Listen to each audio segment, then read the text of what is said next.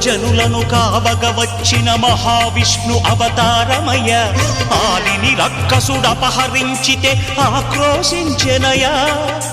అసురుని త్రుంచి అమ్మను తెచ్చి అగ్ని పరీక్ష విధించెనయా. సాకలి నిందకు సత్యము చాటగ కులసతినే విడనాడెనయ. నా రాముని కష్టం లోకంలో ఎవరూ పడలేదయ్యా.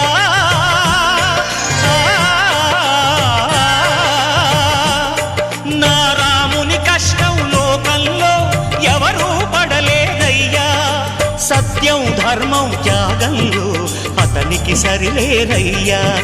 కరుణాహృదయుడు శరణను వారికి అభయమొసగునయ్యా.